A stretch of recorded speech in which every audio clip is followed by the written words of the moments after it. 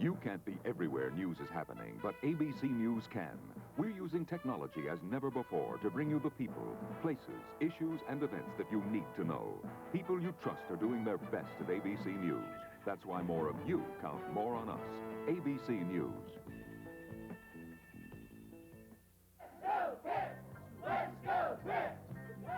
Pitt dogs Georgia at the Sugar Bowl tonight, and John Steigerwald has a complete look at the game, plus all of today's football action.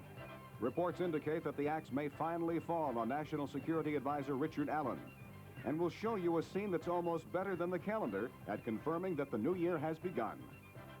I'm Don Cannon. It's 11:31 here in Pittsburgh. Paul Long and I will have details behind tonight's headlines next on Action News.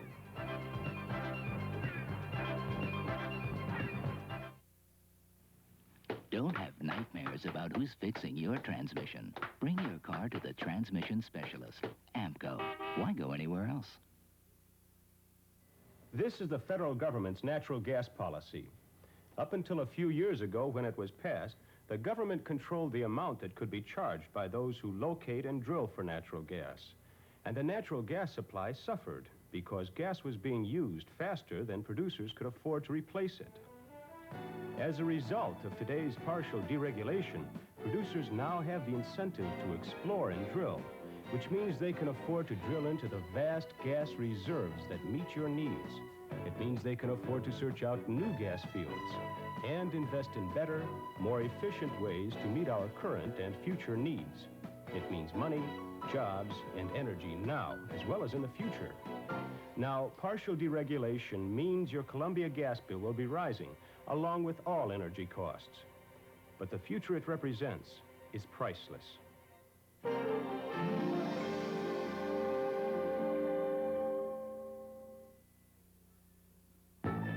From Channel 4, WTAE TV in Pittsburgh, this is Action News. Hello, Pittsburgh. As you may have heard, Pitt played in New Year's Day's most exciting bowl game tonight. John Steigerwald is here now with the highlights of the last-minute heroics and all the rest of the game. Here's John. Okay, thank you, Paul. Pitt played for a while like they wanted to give one away. They played good defense, and they kept Herschel Walker from totally dominating the game. They moved the ball with the run and the pass. They also stopped themselves from moving the ball with a lot of penalties and turnovers. But they played well enough when they had to, and they won't have to hear about the Penn State game for at least a little while. And I'll show you why. One big play right here. Pitt, 4th down and 5 at the 33. Marino with 42 seconds left. Georgia leading 20-17. That's John Brown with a touchdown, and Pitt wins it 24-17. Everybody in the newsroom was screaming, no, no, 4th and 5, you don't want to do that. That's what he did, and it worked. And Penn State also had a good day today. This is Todd Blackledge from the 48-yard line in the second quarter against USC. Good catch by Greg Garrity, 52-yard touchdown pass. Penn State wins their game. They beat USC 26-10 in the Fiesta Bowl. And we'll show you what happened in all the bowl games a little later on. Back to you, Paul. Okay, John, thank you. Also ahead, we'll take you to see more than a score of Pittsburghers watching every score of tonight's game far from Bourbon Street. Don? Well, tonight, an end to the Richard Allen affair doesn't appear to be very far off. White House sources are saying that Allen will be dismissed as National Security Advisor, that Deputy Secretary of State William Clark will take over. Allen is currently on administrative leave, and the Justice Department has cleared him of any impropriety in his dealings with some Japanese journalists. But the president hasn't told Allen yet of any decision he reportedly has made. I haven't spoken with the president yet, and of course this is a matter for the president to decide. So we'll find out. I gather he's enjoying himself in California, and I think we'll probably find out what the president's views on matters like this are when he arrives back. Before going to California on vacation, the president taped a New Year's Day message. He said the United States will meet the challenges that it faces in the coming year.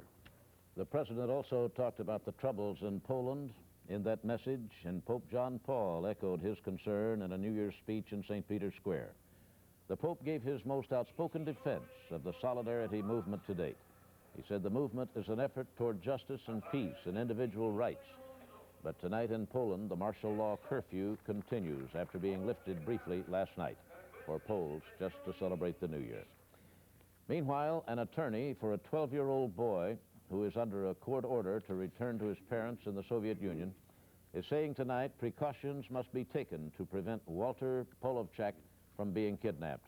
Walter and his older sister ran away from home after learning their parents were preparing to leave this country for Russia. He's now living with foster parents. City police tonight continue their search for a man wanted in connection with the shooting death of a North Side man. A warrant has been issued for Tyrone Good of the city's Manchester section. Good allegedly shot and killed 30-year-old George Ross during an argument last night at Singer's Bar on the North Side. Curtis Sliwa, the leader of the Guardian Angels, says the shooting death of one of his men is being covered up by police in Newark, New Jersey. 26-year-old Frank Melvin, a Guardian Angels patrol leader, was shot to death Wednesday night by a police officer at a Newark housing project. The policeman charged with the shooting was a friend of the victim, and Angel leader Saliwa says he is being used as a scapegoat. One of the Guardian Angels who witnessed the shooting said it was another policeman who actually pulled the trigger. Sliwa wants the State Attorney General's office to investigate. There's a bit of controversy in the Delaware Valley Semi-Pro Football Conference. One of the members of that conference is the team of convicts at Graterford Prison. The other teams say they're afraid of being held hostage if they play inside those prison walls. There was a hostage crisis there last October. And so the league says they want a high fence outside the prison walls for all of their future games. A spokesman for Graterford says he was not aware of any problems with the football team. Well, coming up next, John Steigerwald has a complete look at tonight's Sugar Bowl game and a review of college football's big day. And we'll have Target 4's preview of what you can look for in the economy in the coming year. Watch for all of this and more when Action News, The Late Report, comes right back.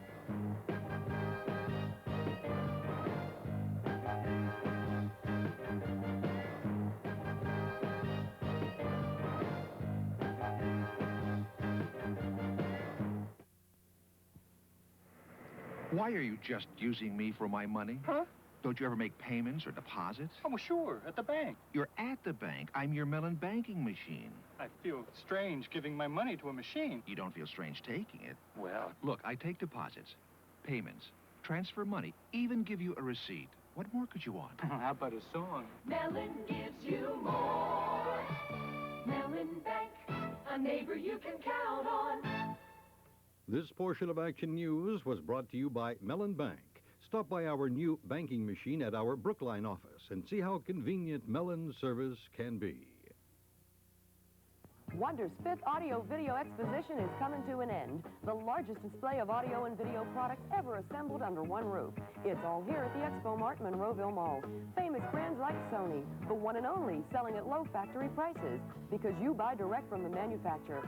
Save over $100 on Sony's newest Betamax video recorder.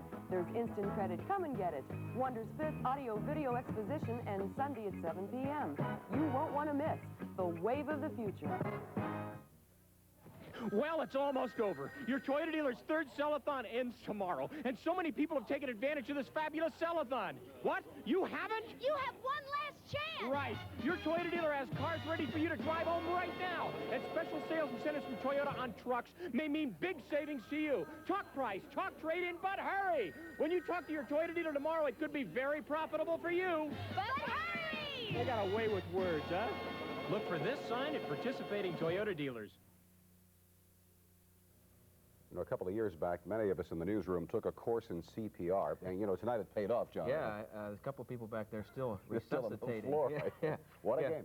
Unbelievable. And, you know, when the Sugar Bowl got Pitt to play in their game after they had lost to Penn State, maybe the Sugar Bowl people were a little bit embarrassed because they thought they didn't have a good show. But tomorrow, people around the country are going to be talking mostly about the Sugar Bowl. It was the best show of the day. It wasn't for the national championship, but it was a great game. And an excellent win for Pitt. And let's take a look at what happened. Pitt in the second quarter, punt. Georgia punting. Tom Flynn is back for it. And he's been a steady punt return man all year. He fumbles there. Clarence Cave recovers for Georgia. Buck Ballou to Herschel Walker. This guy's ridiculous. Carries it 31 yards to the Pitt 15. The Pitt did do a good job of stopping him, a relatively good job. You can only expect to do so much against him. This is Herschel again from the 7. He goes in to make it 7-0. Now Pitt gets its only score of the first half on this long field goal by Snuffy Everett. That makes it 7-3. Now Pitt came out throwing in the second half. Marino hits John Brown. That's a first down in Georgia territory. Then from the 30, Marino, lots of time and a perfect pass to Julius Dawkins over the middle for a touchdown, 10-7. Then Pitt deep in its own territory at the 11. A pitch to Brian Thomas, who had an unbelievable game. He fumbles. Eddie Meat Cleaver Weaver recovers for Georgia. And then the next play, Herschel Walker, look at this. Touchdown, 13-10. Now the next play, Herschel Walker fumbles. Michael Woods recovers for Pitt. And Brian Thomas runs it to the 6, and then Marino hits John Brown in the end zone for a touchdown, makes it 17-13. Georgia comes right back. Buck Ballou, watch this scramble. And a nice run. All the way down to the Pitt 35. Everybody knew Pitt was going to have trouble with him because he can scramble well. Now Walker again. Look at this run. 230 pounds, runs 100 in about 9-1. They ought to arrest him. Gets it down to the 10-yard line, 3rd and goal. Ballou rolls out. This is an unbelievable pass. Great play. Avoids the rush. Clarence Kay in the end zone, 20-17. 42 seconds left, 4th and 5. No timeouts left. Instead of going for the first down, they go for the touchdown, and they get it. Touchdown to John Brown. Pitt wins it 24-20. And Penn State was one of those teams that was #1 at one point during the season. They won't get back to #1 after what happened today, but they did let people around the country know that they can play with anybody. They played with USC today, and they blew them out in the Fiesta Bowl. We have some highlights of that, too. And let's take a look at it. First offensive play. This is the guy they had to stop today. That's Marcus Allen. He fumbles the ball. And Roger Jackson recovers for Penn State at the USC 17. 2 plays later, Kurt Warner, who had a much better day than Marcus Allen. He goes in for a touchdown, makes it 7-0. And Southern Cal ties it late in the half. Watch this. Chip Banks on an interception at the 20. Takes it in for a touchdown. 7-7. And early in the second quarter, Penn State at its own 48. This is the one we showed you earlier in the show. Todd Blackledge. Not a very well-thrown ball, but a great play by Garrity, coming back to make the catch, Greg Garrity. And he goes in to make it 14-7 Penn State. USC at its 42. This is Allen again. The only time this year he was held under 100 yards. He fumbles there. That's Leo Wisniewski recovering at the 24. That sets up a field goal by Brian Franco. He had missed 2. His first 2 attempts. He makes this one 22 yards. 17-7 Penn State at the half. Third quarter. Penn State at the USC 22. Kurt Warner. Nice run. Touchdown. Penn State wins that one 26-10. And, you know, they went into the season with a lot of good players, and a lot of people figured they had a chance to win the national championship, but Penn State also had the toughest schedule of any of the top 10 teams in the country, so I'll bet Joe Paterno would have taken a 10-2 record if he had offered it to him in August. Well, if somebody had told me we were not going to have Kurt Warner healthy when we played in Miami and Alabama and North Carolina State and Notre Dame 4 or 5 games where we wouldn't have Kurt Warner healthy, I would not have thought we would have done as well. But prior to the season, I felt 10-1 would have been a great effort on our part. I really did. I thought that with the schedule we had, it was unrealistic for anybody to think we could win them all. Because there's always going to be that one game where something goes wrong for you, a bad call or what have you. But when we lost Kurt, and we weren't going to have him for 5 years, they did a super job. And in that sense, they've done everything anybody could ever expect of them. And the people in Georgia have to be glad now that Clemson Anthony Steele for a touchdown, 7-3. And that was Nebraska. Now 7-6 in the second. Clemson at the Nebraska 2. That's Cliff Austin. He goes into the end zone, makes it 12-7 Clemson. In the third quarter, Clemson quarterback Homer Jordan to Perry Tuttle for 6 and 19-7 Clemson. Final score of 22-15 Clemson. They stay undefeated. They win the national championship, and they deserve it. Rose Bowl today. Scoreless in the second quarter. Jacques Robinson of Washington scores on a 1-yard run. They lead Iowa 7-0. Then 13-0 in the fourth quarter. Robinson again. This time a little bit tougher, but he still does it. 34 yards. Touchdown, and Washington wins the Rose Bowl 28-0. One other game, Cotton Bowl, Alabama leading 10-0 with 10 minutes to go. That's Robert Brewer, the quarterback, on the quarterback draw. He goes in for a touchdown, makes it 10-7. Just with a little bit over 2 minutes to play, this is Terry Orr for Texas. 8-yard run, 14-10 Texas. Then a long kickoff return put Alabama at the Texas 37. They had a chance to pull it out. This is Tim Lewis going for 6. Gets an interception from William Graham at the 1-yard line. Texas wins the Cotton Bowl 14-12. Just in case you forgot all those scores, we'll show them to you again. This is the big one and the best one. Sugar Bowl, Pitt 24 and Georgia 20. Penn State 26, USC 10. So all 3 local teams win in their bowl games. West Virginia won yesterday. Clemson beats Nebraska 22-15 to win the national championship. In the Orange, in the Rose Bowl, Washington 28, Iowa nothing. And in the Cotton Bowl, Texas beats Alabama 14-12. Pretty interesting day. We'll have a full report on the Sugar Bowl tomorrow. Bill Hillgrove was down there. Plus, Stan Savran was out in Tempe, so he'll have some stuff on the Penn State game, some post-game stuff. Okay, John. Thank you, Paul. Well, tonight, Channel 4's Rod Daniels watched the Sugar Bowl with some Pitt fans who were watching one Panther very closely. This may not be the Superdome in New Orleans, but underneath the roof at the Rank House in South Fayette, it's just as good as having a seat on the 50-yard line. And since several of the fans are either neighbors of Panther offensive lineman Ron Sams or Pitt graduates, needless to say, this rooting section was just a little partisan. I want the truth, the whole truth, and nothing but the truth. Who will win the 1982 Sugar Bowl?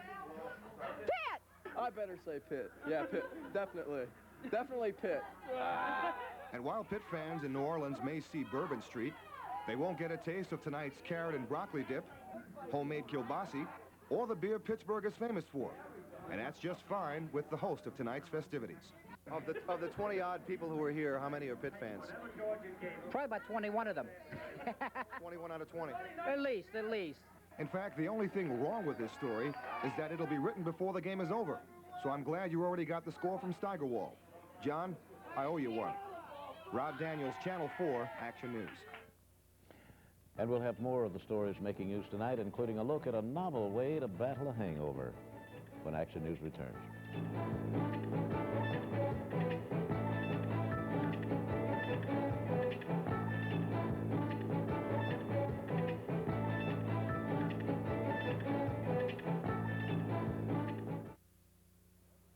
Everyone's got something to say about the new IRA accounts.